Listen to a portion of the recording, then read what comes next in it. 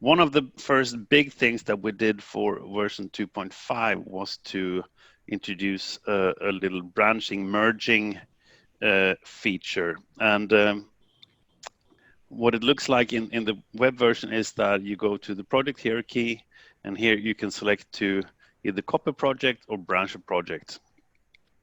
In the Windows version, you see this directly from the Project Explorer. No, from the project menu up in the top.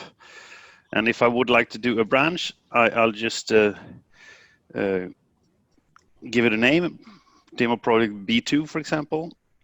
What happens is that we do copy most of the content, but we do not copy any old revisions. So we only get the last revision of every object in the project at this moment. The idea is to get a branch where you can do partial work for to prepare yourself for the next iteration maybe, and things like that, and then you can do that work in the branch, and you do not disturb anyone in the main path of the project. And when you're happy and have done your modifications in the branch, you can merge them back to the main part of the project. That's the idea. So if I just click OK here, I can select what kind of object types I would like to include in the branch.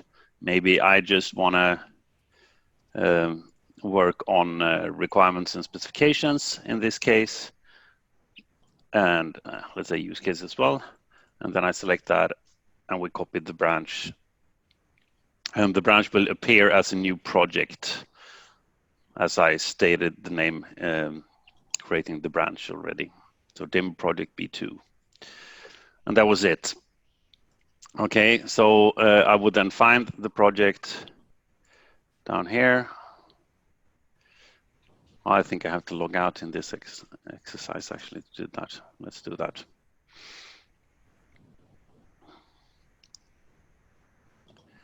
Here we go.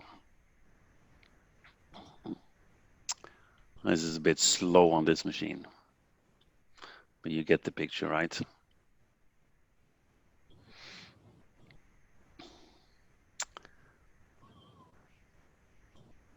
I'll just go to the login again.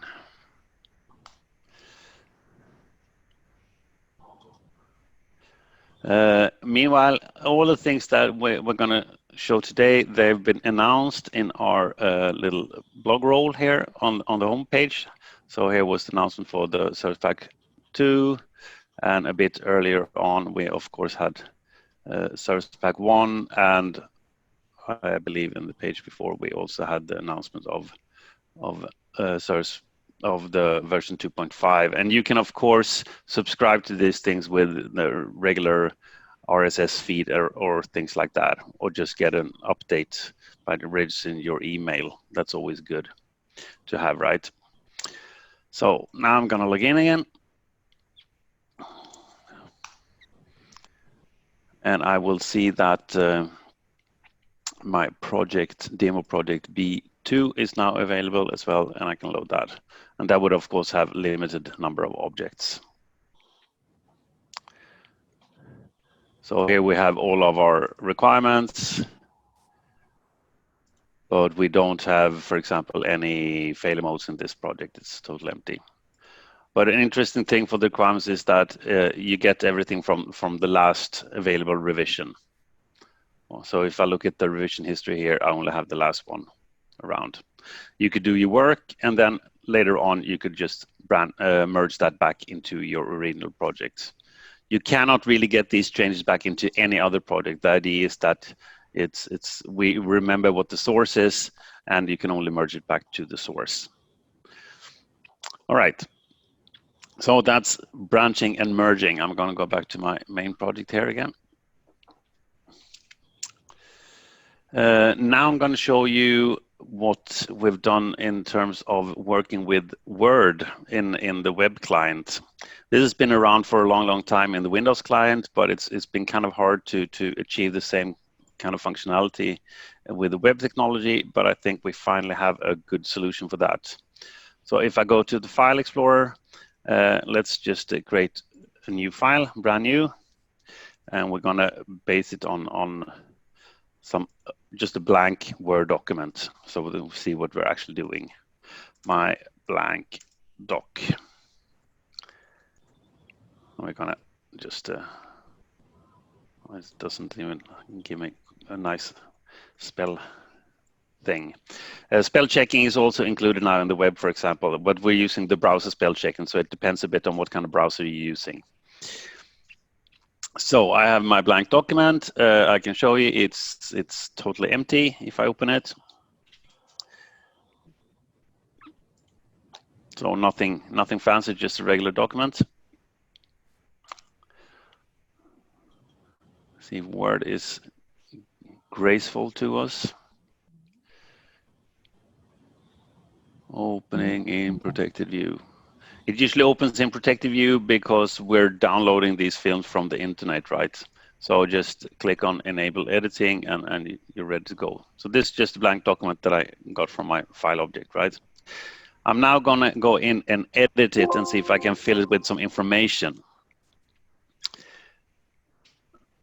And once again, I'm getting a download file. You see this little dialog here, edit in Microsoft Word. The idea for that one is that in the web client, if you don't do anything within half an hour, then it actually times out, your session times out. And as long as this dialog is open, it won't time out. So that's kind of a useful little thing. But you can also, of course, close the dialog and continue working with Word with the risk of timing out after 30 minutes. So we have our little document here.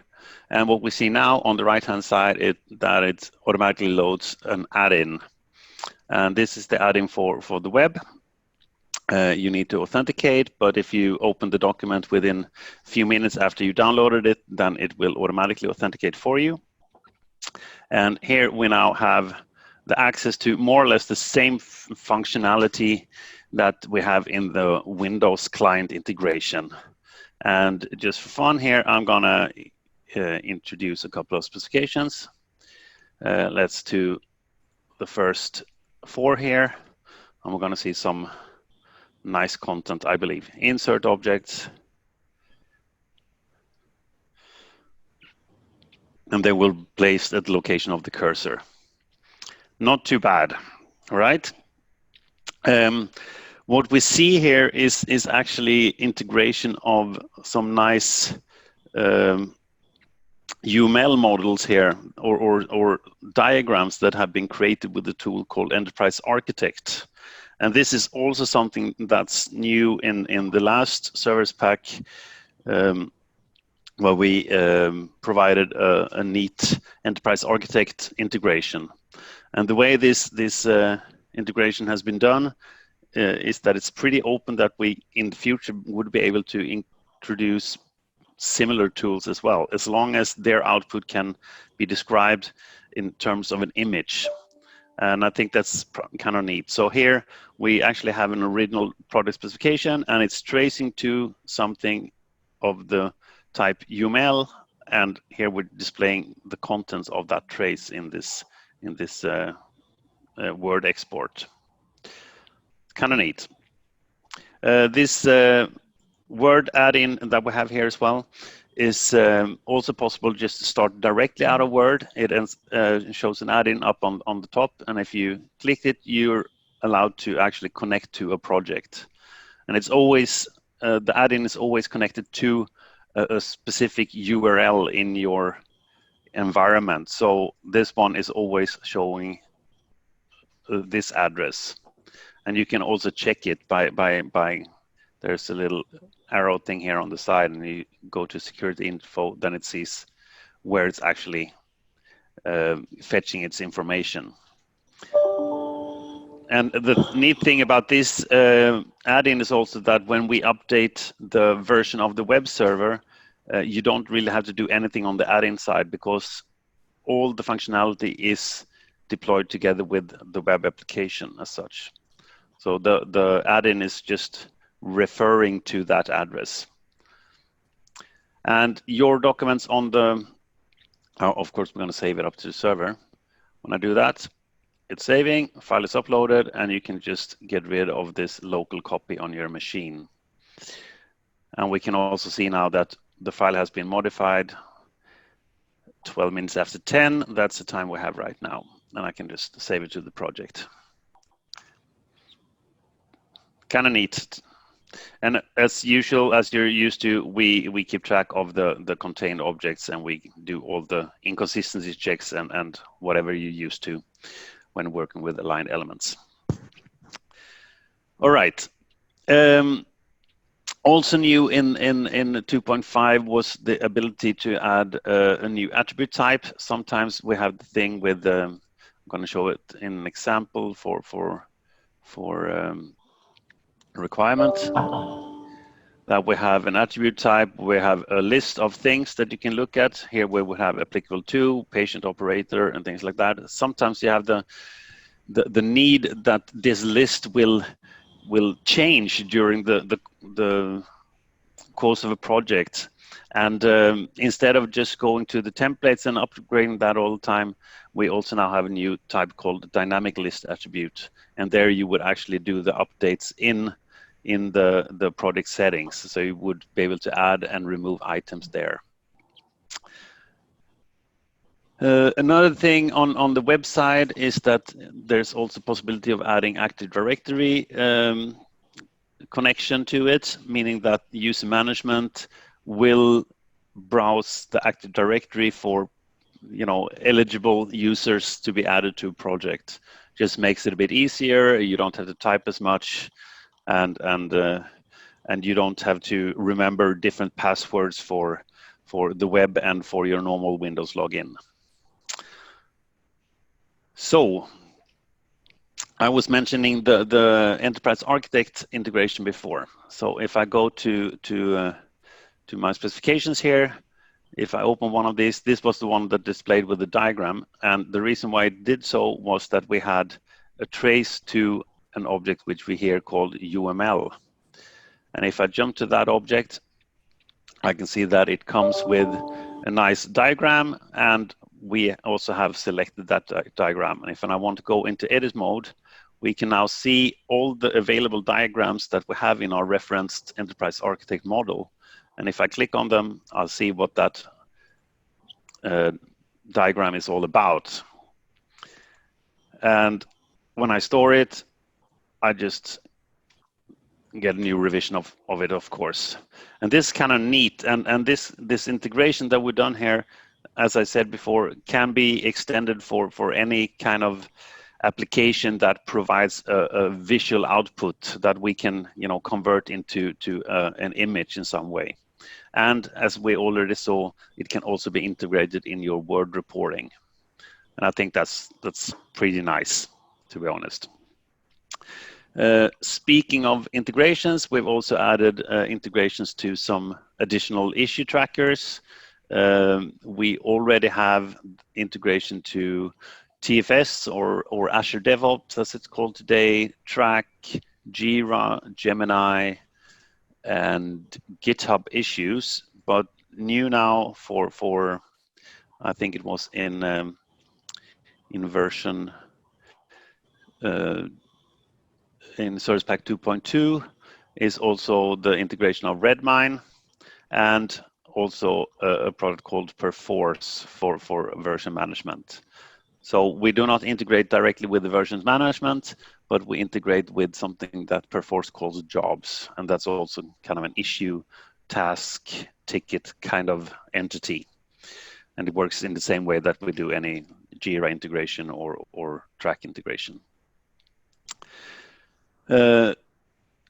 One thing also in terms of test runs is that in the first version we had this notion of having a configuration which would allow you to add variants for your test cases as such.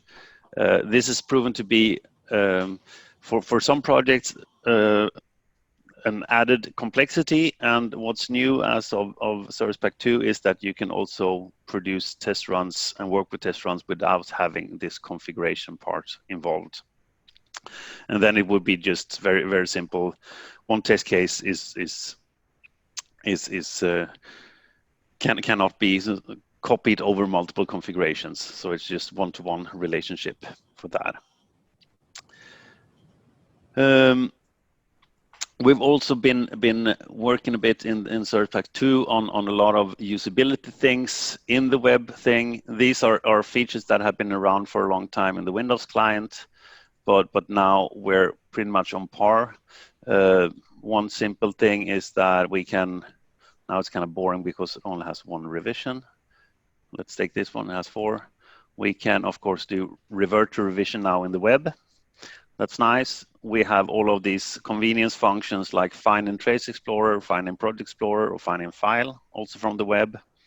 And you have this little search box on top of these explorers as well, where you can actually look for content in the tree without having to open, expand, and use the web browser feature for searching. I think that's helpful. Also, when it comes to editing tables, we have some new features where it's possible to now have something that's really wide, huh? So if you click on this little button here on the upper right hand side, you have the possibility of I'm just going to make the screen a bit smaller. Now there's room for it. We could now, for example, delete rows, reorder rows, copy and paste rows, and things like that. And you can also copy and paste between one table attribute to another table attribute for another object. That's perfectly fine. The last thing, but maybe not the least thing that I would like to show is that we also have the notion of providing a guided tour to users. And this can be something for your organizations where you have new users to the tool and you want to make it a bit easier for them to understand the tool. And this is more of an add-on to regular training. I'm going to switch to a different project here, just to show you what it can look like.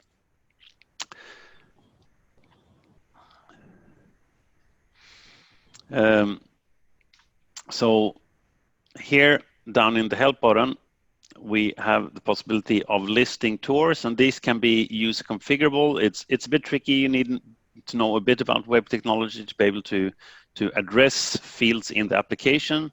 But let me just run through one of these tours. This is going to be meet the navigation bar. And when we get started, it starts highlighting elements on the page, and the user can read and click through, and you can provide some good explanation what it's doing. And this way you can have users to have a look around the application on their own to get familiar with features and things like that. You can also imagine using tours for more complex workflows where people have to navigate between different pages. For example, adding things to review or creating a snapshot, or how do I sign off an object and things like that. But I think it's kind of a neat feature which gives you a bit of control over how to do the onboarding for new users within your application without necessarily having to do a full-blown training every single time.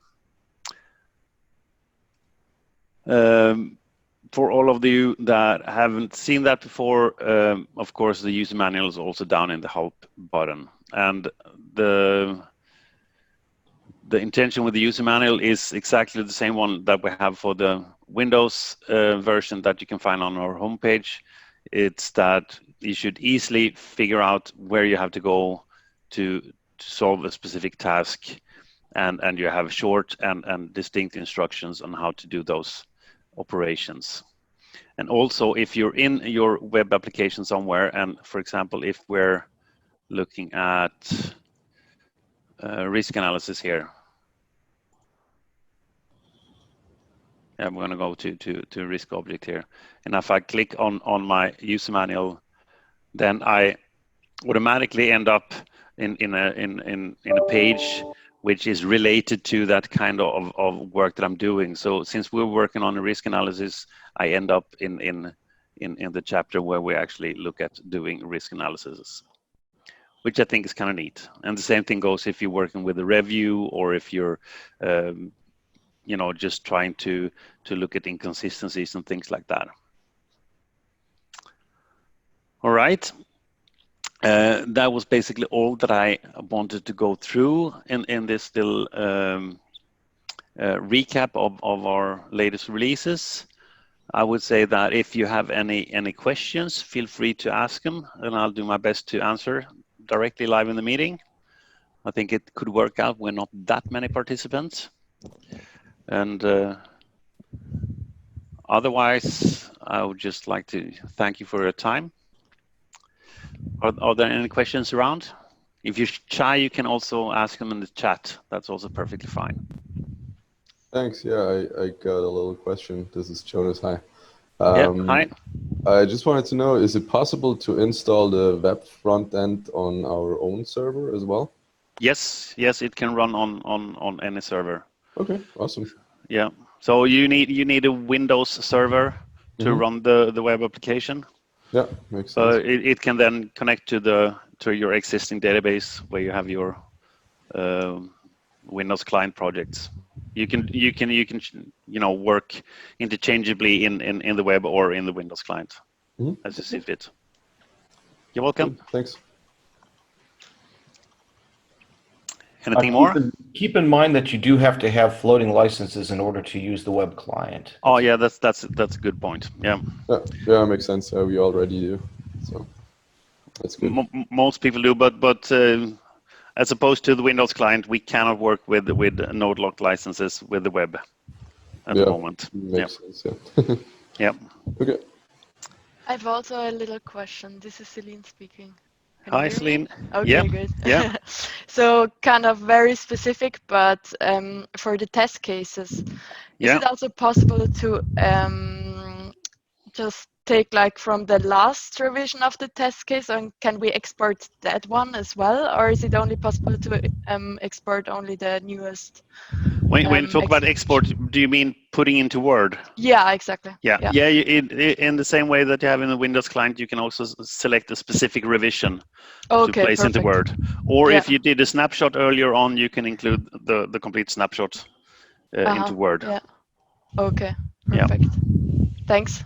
The only thing that the web add-in for Word does not support that we already have in the Windows version is importing text from a document, this manual import. That's the only thing that's not supported in the web add-in at the moment. Okay. But otherwise, the features are totally on par. Like synchronizing and things like that.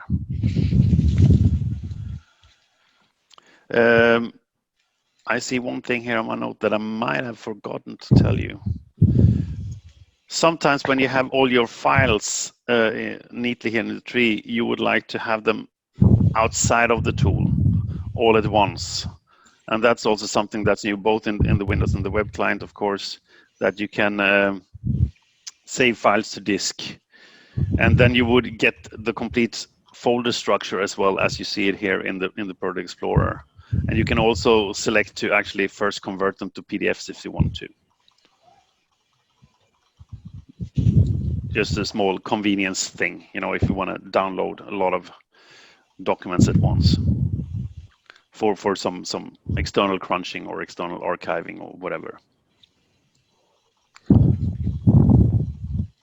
Any more questions? Hi, Anders. It's Stavros. Hi, Stavros. Yeah. I remember in the Windows version there was the option of copying and branching. What is actually the difference? Because I had the impression that copying is basically keeping only the last revision and branching is not. But now I realized it's the opposite, or it's something else. Yeah, we when you do a copy, we do not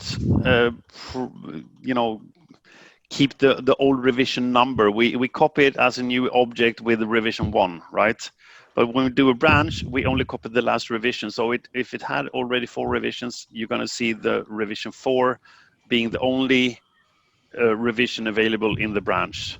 The idea with the branch is that we also remember where it comes from, so that we have a good possibility to actually merge things back, which we do not intend to do after copying a project. But we can actually manipulate or ask our, for instance, server administrator and copy, let's say, a database with a full revision history, right? That's what we're actually doing right now in our system. That's also possible, of course. But then you're doing it, with the full-blown database. Exactly. Yeah. Okay. But as I think we discussed earlier on, this can, you have to check IDs and things like that in documents, because just copying a database does not automatically upgrade the project names and things like that in documents, which the copy project function actually does for you. So there are like trade-offs. Okay. I do have another question. How does the merging work in terms of merge conflicts? If you have conflicts, they are listed, and you can choose if you want to go with the version in the branch or the version in your main part of the project.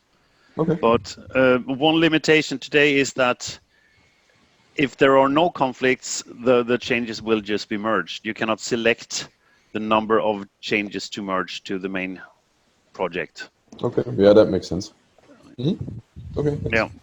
And I think that's something that we're going to look at in the future, though, that you actually give the user the opportunity to say that I only want to merge these parts. Yeah. I can imagine that would be helpful. Well, you could probably still just branch out again and only branch the stuff you would want to merge later, right? Yeah. Or disable things that you don't. But now the thing is, you disable something, it's going to merge the disabling, I believe. Oh, okay. Or is it not? I can't remember. Yeah. There's so many cases Yeah, to think of when you're true, merging data. Yeah. No, don't worry about the details. But yeah, thanks. Yeah, but I think that the best case for using this branching merging thing is not to do it on a full-blown project, but just to take out smaller portions of a project where you let part of the team crunch the data further, and then when they're done, just get the result back. That's the major business case for actually using this branch merging thing. Yeah, makes sense. Thanks. You're welcome. Anything else? If not, then I would like to thank for this opportunity to show you a bit of the latest and greatest. And as you know, after the release is before the release. We're already working on the next thing coming, and I can only say this much, that it's going to be at least a little commenting system appearing in the web version of the application, so that it's a bit easier to collaborate on items for the next Corona wave. That's what we're thinking. All right. Thanks a lot. Okay.